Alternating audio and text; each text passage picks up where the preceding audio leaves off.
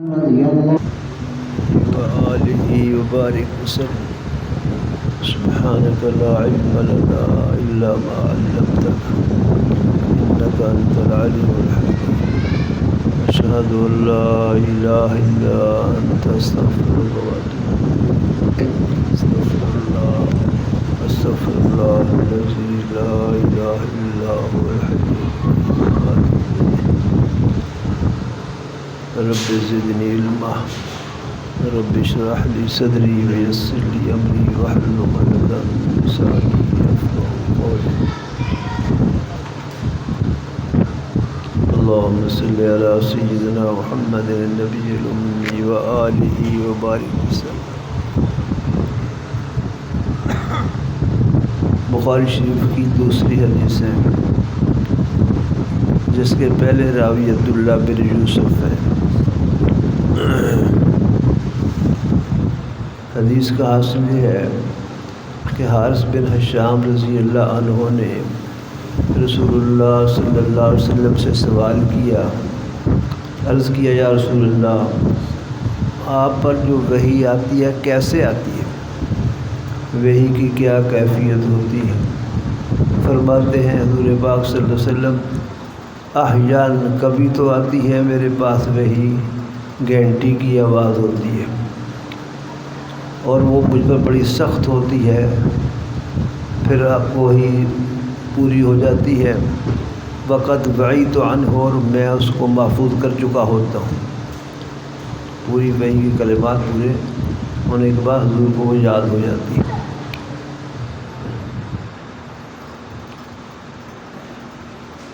وہ وہی میں محفوظ کر سکتا ہوں فرشتے سے. وہ احیان اور کبھی فرشتہ انسانی شکل میں آتا ہے، مجھ سے کلام کرتا ہے. فاعی یعنی فاعی میں اس کو محفوظ کر لیتا ہوں جو وہ کہتا ہے. سیدہ عائشہ فرماتی ہے میں نے دیکھا یہ وحی حضور خدا صلی اللہ علیہ وسلم پر نازل ہو رہی تھی سخت سردی کے دن میں، اور اس حال میں وحی مکمل ہوئی کہ آپ کی پیشانی پسینے سے بہہ رہی تھی. یعنی اس کی شدت بیان کی ہے کہ سردی میں بھی پسینہ آ جاتا تھا. پہلے راوی عبداللہ بن یوسف ہیں. یہ یوسف 6 طرح پڑھا گیا ہے. یوسف، یوسف، یوسف. دوسری یاسف، یاسف، یاسف.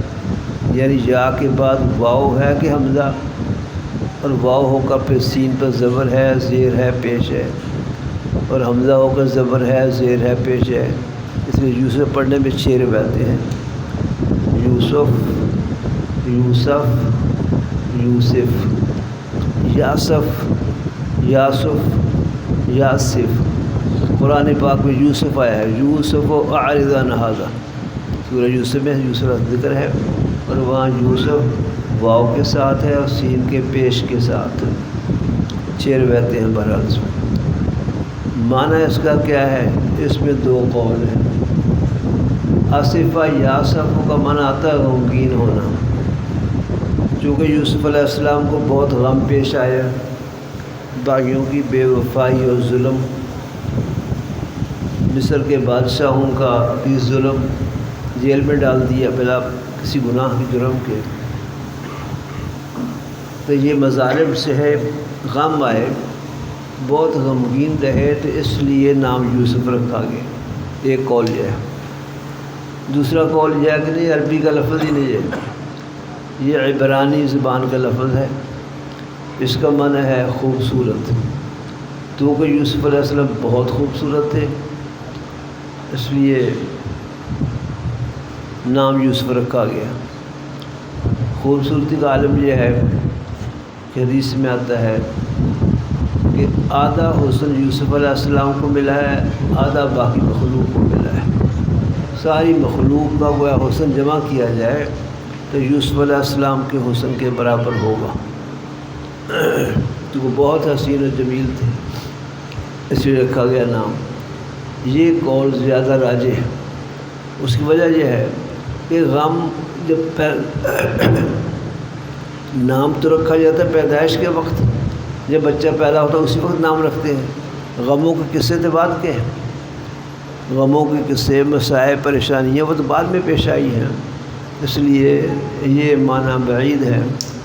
اور ویسے بھی یوسف علیہ السلام کی آبائی اپنی والد صاحب کی زبان عبرانی ہے، عربی نہیں ہے، اس لیے عبرانی لفظان کا لفظ ہے، اس کا معنی جمیل الوجہ، خوبصورت چہرے والا، تو بہت خوبصورت ہونے کی وجہ سے نام یوسف رکھا گیا ہے۔ دوسرا بھی مالک ان ہشام مالک ہے، یہ مالک مشہور معرفہ جو چار ہیں، امام ابو حنیفہ، امام مالک، امام شافعی، امام احمد، ان میں سے ایک ہیں امام مالک، مالک بن انس کہتے ہیں۔ حضور خدا صلی اللہ علیہ وسلم نے پیشین گوئی فرمائی تھی کہ ایک وقت آئے گا بڑے دور دراز لوگ پیدل سواریوں میں چل کر مدینہ میں ایک عالم کو ملنے کے لیے آئیں گے، اس عالم کا مصداق محدثین کے نزدیک امام مالک رحمۃ اللہ علیہ، امام شافعی کے بھی استاد ہیں۔ وقت ہوتا تو بیان کر، وقت ہے ہی نہیں، کیا کریں، ارشاد کیا کرے گا، سچ واقعی دورے والے نے بولے وقت ہوتا تو بیان کرتا، نہیں اتنا بھی زور نہ لگاؤ کہ شور ہو جائے، ایسے کچھ بیٹے جائے۔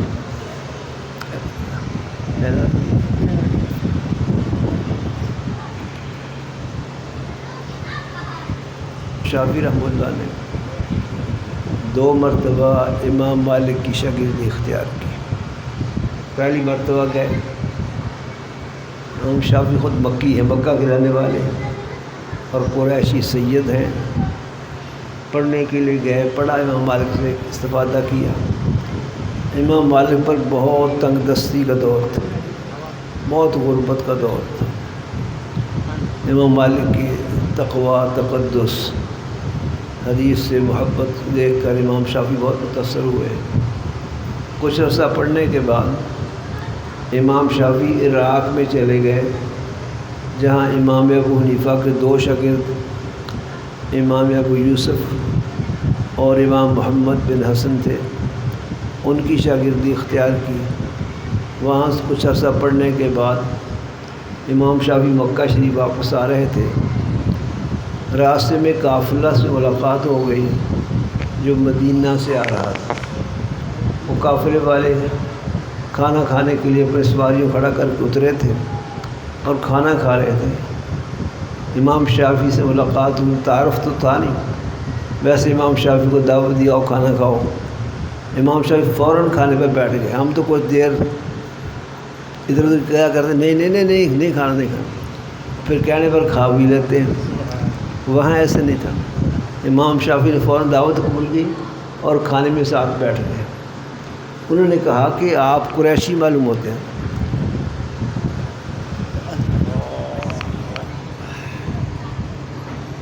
بس آپ سید معلوم ہوتے ہیں؟ امام شافعی نے کہا ہاں ایسے ہی۔ پوچھا کہ آپ لوگوں نے کیسے پہچانا؟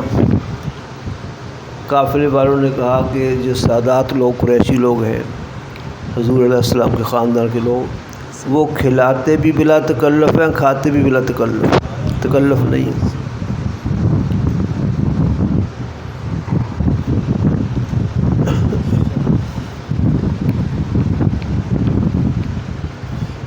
قافلے والوں سے امام شافعی نے پوچھا امام مالک کو جانتے ہو؟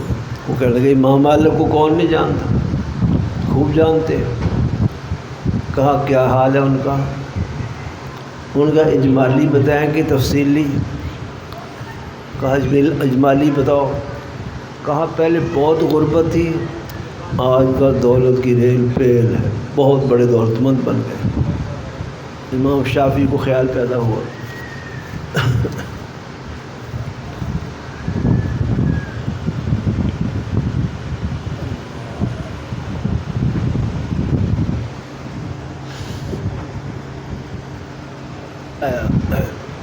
تو غربت میں تو لوگ اللہ کو یاد کر لیتے ہیں، لیکن دولت اور عیش فراوانی ملنے کے بعد خدا کو بھول جاتے ہیں۔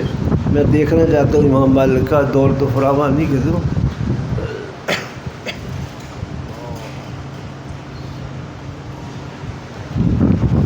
اس فراوانی دولت کے زمانے میں ان کا کیسا ایمان ہے، کیسا دین ہے، کیسی حالت ہے۔ دیکھنے کے لیے مدینہ چلے گئے۔ امام مالک رحمہ اللہ کی مجلس لگی ہوئی تھی، لوگ سوال کرتے تھے اور امام مالک کے شاگرد جواب دیتے تھے۔ امام شافعی خاموشی سے بیٹھ گئے۔ جب سوال کا جواب دیا امام مالک کے شاگرد نے تو قریب والے بابا جی کو کہہ دیا تم اٹھ کے کہہ دو جواب غلط ہے۔ امام شافعی نے اس بابے کو سمجھا دیا کہ اٹھ کے کہہ دو جواب غلط ہے۔ اس نے کہہ دیا جواب غلط ہے۔ امام مالک کھڑے ہوئے کہ ہاں جواب غلط ہے، صحیح جواب یہ ہے۔ شاگرد کا جواب گویا کہ خود بھی غلط قرار دے دیا۔ پھر سوال ہوا، پھر جواب دیا امام مالک کے شاگرد عالم نے، پھر بابے کو کہہ دیا کھڑا ہو کے کہتے جواب غلط ہے۔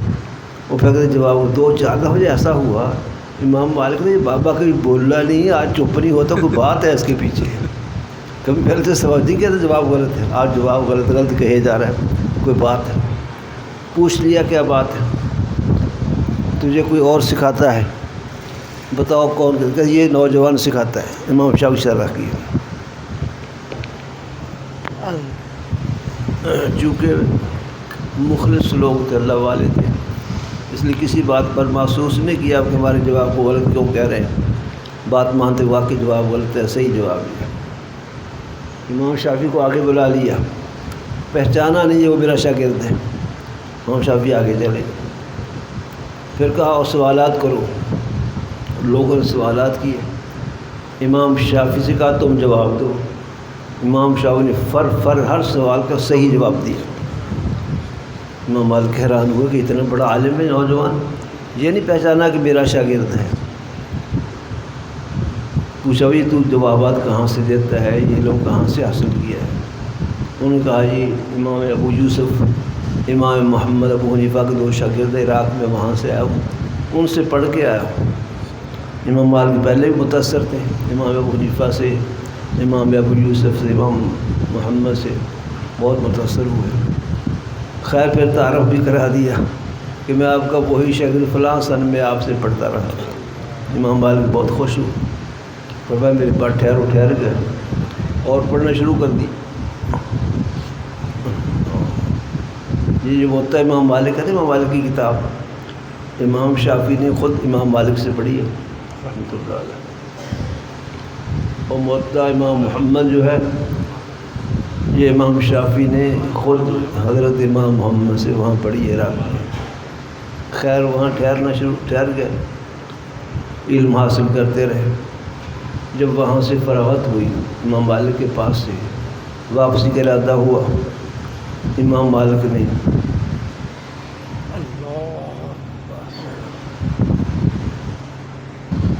امام مالک کو روانہ کیا۔ امام مالک کے پاس بہت سے گھوڑے، گدھے، خچرے، اونٹ، جانوریں تھیں۔ ان نہایت دولت مندی کا زمانہ تھا، گھر کا ہر برتن رزق سے بھرا ہوا تھا، سونا چاندی یہ وہ بہت کچھ تھا۔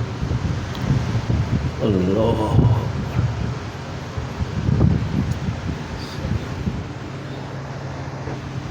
ان جانوروں کو دیکھ کر امام شافعی نے ایک سوال کیا کہ حضرت آپ ان پر سواری کیا کرتے ہیں؟ گھوڑے تھے، خچر تھے، گدھے تھے، اونٹ تھے۔ فرمایا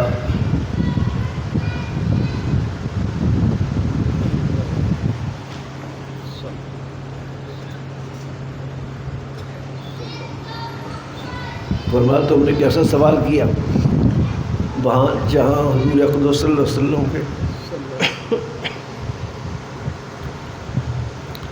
پاؤں مبارک لگے ہوں، مالک وہاں سوار کیسے ہو سکتے ہیں؟ میں نے مدینہ میں کبھی سواری نہیں کی، جانور رکھے ہوئے لیکن سواری کبھی نہیں کی۔ سارے جانور، اونٹ بھی، گھوڑے بھی، خچرے بھی، گدھے بھی، تمام پر اپنے گھر کی ساری دولت سونا چاندی لا دیا، اور اس شان سے امام شافعی کو روانہ کیا۔ مکہ میں اطلاع ہوگی، بڑا استقبال ہوا، مکہ کے رہنے والے تھے، دیکھا کہ بہت سامان دولت بڑے جانور لے کے آئے۔ خیر والدہ بہت خوش ہوئی کہ بچہ کامیاب ہو گیا ہے، امام شافعی کی والدہ رحمۃ اللہ علیہ۔ پتہ کیا ہوا؟ ہم شکر کرتے کہ چلو اللہ نے سونا بھیج دیا، چاندی بھیج دی، یہ کر دیا، جانور دے دیے۔ شام تک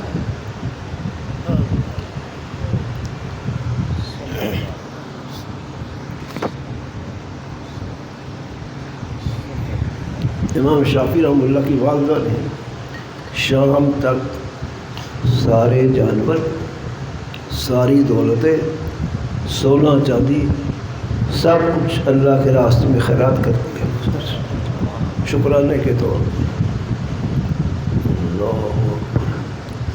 تو امام مالک بہت بڑے امام ہیں۔ امام شافعی رحمۃ اللہ فرماتے ہیں ہم ان کی مجلس میں جب پڑھنے کے لیے بیٹھتے تھے، کتاب کا ورقہ الٹتے ہوئے ڈرتے تھے کہ اس کی آواز حضرت کے کان تک نہ پہنچ سکے۔ بہت ادب، بہت ادب، اور ادب سے ہی ملتا ہے۔ بے ادب ہمیشہ محروم ہوتے ہیں، ادب والے پا جاتے ہیں، خواہ وہ کمزور ہی ہوں، ان کو اللہ پاک بہت عطا کرتے ہیں۔ ایسے ایک واقعہ یاد آ گیا، دارالعلوم دیوبند میں ایک طالب علم تھا، بنگالی، اپنے اساتذہ کا ادب بہت کرتا تھا، خدمت بہت کرتا تھا، اور پڑھنے میں نیل بٹا نیل تھا۔ نیل بٹا نیل سمجھتے تھے؟ اور نیل بٹا نیل سمجھتے ہیں؟ سب سے اعلیٰ نمبر لینے والا نیل بٹا نیل، کچھ نہیں آتا تھا، نہ استادوں کا سبق سمجھ آتا اس کو، نہ یاد ہوتا، کچھ نہیں آتا تھا، بالکل صفر بٹا صفر رہتا،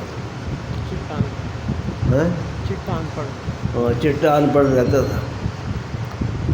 ہر سال استاذہ اس کا لحاظ کرتے، اس کو اگلی کلاس میں کر دیتے کہ ادب کرنے والا ہے، استادوں کی خدمت کرنے والا ہے۔ دورہ حدیث تک پہنچ گیا، دورے سے فارغ ہوئے تو اسناد تقسیم ہونی تھی، انعامات ملنے تھے۔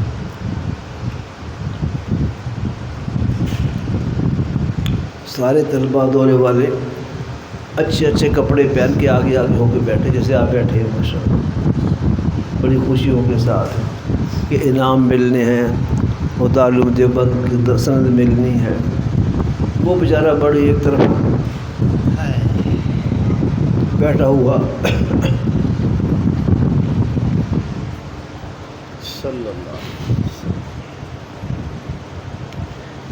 وہ مجمع میں ایک طرف بیٹھا ہوا اور رو رہا تھا، مایوس کہ نہ مجھے سند ملنی ہے، نہ کوئی انعام ملنا ہے، میں نے تو پڑھا ہی نہیں، مجھے کیا ملے گا۔ استادوں نے دیکھ لیا، بلا کے پوچھا تو کیوں رو رہے ہو؟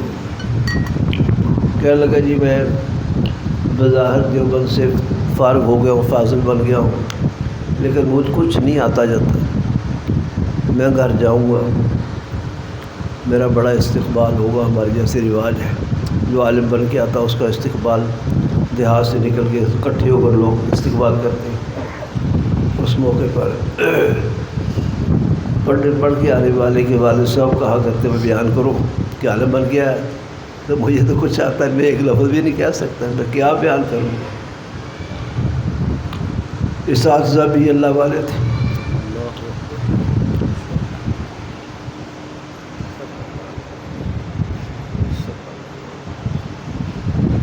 انہوں نے مشورہ کر کے کہا کوئی بات ہی فکر نہ کرو، ہم دعا کریں گے، سند بھی آپ کو دیتے ہیں، تو جو باقیوں کے نام وہ بھی آپ کو دے رہے ہیں، اللہ پر بھروسہ کرو۔ وہ خوش ہو گیا، سند مل گئی، اپنے وطن چلا گیا۔ گھر والوں نے کافی لوگوں کے ساتھ اس کا استقبال کیا، اس کے ابا جان نے کہا بیٹے آپ عالم بن کے آئے، دیوبند کے فاضل بن کے آئے ہو، بیان کرو۔ کہتے میں نے بیان شروع کر دیا، پتہ نہیں کہاں سے الفاظ آئے۔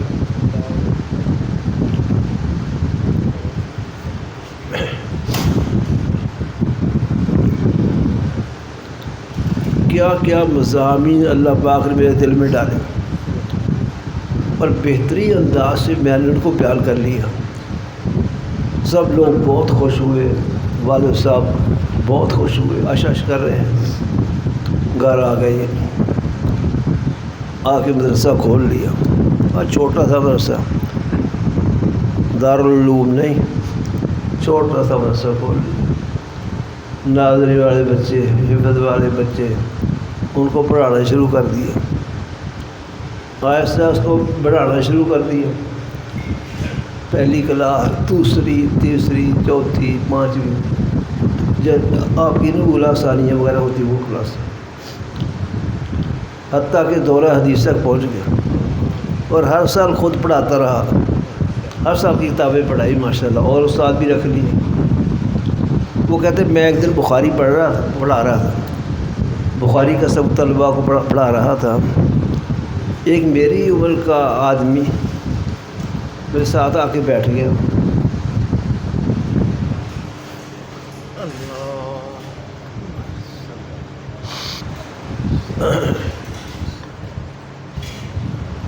خاموش بیٹھا ہوا، اور کچھ دیر کے بعد رونے لگ گیا، بہت رویا۔ سبق سے فارغ کو میں نے پوچھا کہ آپ کیوں رو رہے ہیں، کون ہے؟ کہا تم نے مجھے پہچانا نہیں، میں 8-10 سال آپ کے ساتھ دیوبند میں پڑھا ہوں۔